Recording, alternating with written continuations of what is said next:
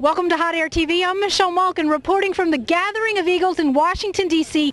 Saturday, March 17, 2007 was a cold and blustery day in Washington. But patriots gathered from all over America, paying their own way, some driving all night through the ice storm just to be here.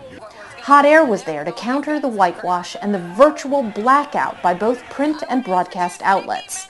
We talked to folks from all walks of life about why they came and captured the sights and sounds that won't make it onto the nightly news. You arrived here at the Gathering of Eagles when? We arrived here about 8 this morning.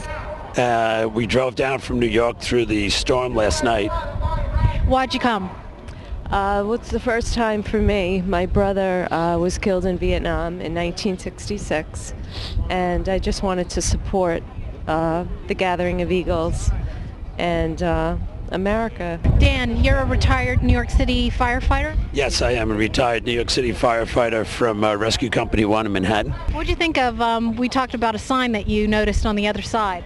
I saw a sign with the protesters that said 9/11 was a hoax too, and all I could say was obviously that's not a person who was at the World Trade Center on 9/11. So you're here standing here guarding the memorial. Have you heard about the rumors that some of those folks were going to deface the memorials? They were here in January and they did exactly that. That's probably the primary reason a lot of us are down here, to see that that doesn't happen to the memorials that exist, not just the Vietnam War, World War II Memorial, Korean Memorial, Lincoln Memorial, any of the memorials that need to be I won't say protected, but if something happens and the police can't do what they need to do, then we're here just to, in a peaceful means, see that that doesn't happen. You served when and where? Vietnam, 1969, 1971. How about you? Pat McGonigal, served from 1977 to 97. And you came out here why? It's the right thing to do. How'd you hear about the event? Probably through veterans organizations and then through you. And your name is? Dave Carter, And you served when and where? Vietnam, 69 and 70. What do you think about the other side? They're demanding that we bring the troops home now, that we impeach Bush and Cheney. I don't think they've got very good sense at all. They don't appreciate what everybody has done to give them the right to protest, and they treat us like dirt. Do you have any thoughts about the day today, the event? You know what? It's sad when you come back to the States and you see people fighting like this. It's ridiculous. You know, these people over there are going crazy for no reason. You know what? There's a war. And the only way to have peace, which is what they want, is you got to finish a war. You know? It's, you know, you want to get bombed and blown up and, you know, they just need to get a clue. Who are you going to fight? The sun? The moon? The universe is actively trying to kill you. And you want to fight each other? And you got shit for brains. What's the matter with you, pal? It's actually on fire! Support the troops, I'll bring them on home. Support the troops, I'll bring them on home. I'm with Rebecca Mance, and you've come all the way from San Francisco for the Gathering of Eagles. How did you hear about the event? My husband told me that Melanie Morgan, you know, she was talking about having a caravan that came all the way across the United States, and of course he's a Vietnam veteran, and so I said, this is our opportunity. You know, I mean, this is a chance for him to come over and do what nobody did in Vietnam, and because I know that hurt a lot him and a lot of the other veterans. And so I said, no, we're going to go, and we didn't think we could get tickets, but we did at the last minute. And he's standing up on the hill. He's actually been crying the whole time because, you know, because somebody should have done this a long time ago, but we're not going to let that happen again. This war is for profit, killing, and occupation do not bring liberation. That's bullshit. Can we get your name and when you served and where?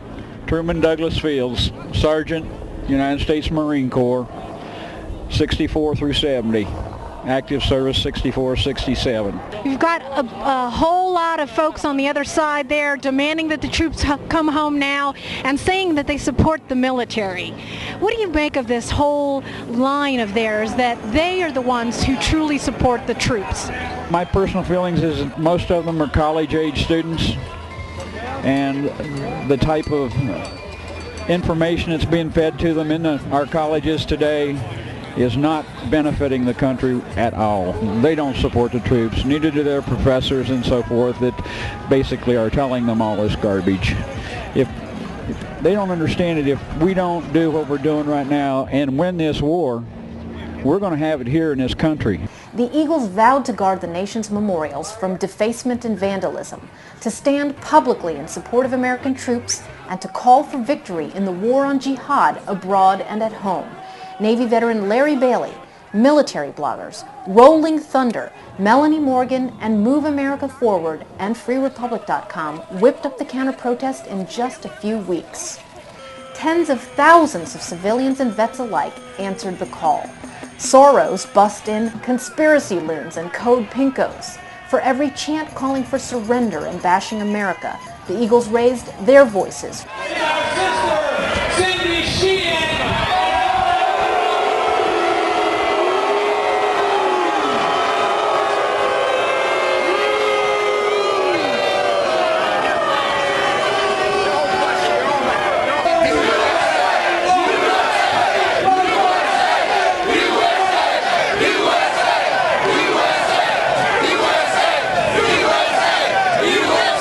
This is how the Washington Post wants you to remember the Eagles. Mainstream media reports ignored, downplayed, or outright lied about the historic showing by the gathering of Eagles, and they cherry-picked photos to cast the peaceful and patriotic Eagles in a negative light. But they can't whitewash what tens of thousands saw and heard that day. A positive message of support and resolve and resilience that will be received loud and clear by the troops overseas when the flags collected by Eagles are sent to them in coming weeks. On March 17, 2007, a sea change unappreciated by the dinosaur media took place. The silent majority was silent no more. They tried to break our spirit, but they didn't count on the power of right, 'cause united we stand, divided we fall, with the American people standing tall, with hearts and hands together and God on our side. Now and forever, our flag wave with pride. United we stand. God bless you.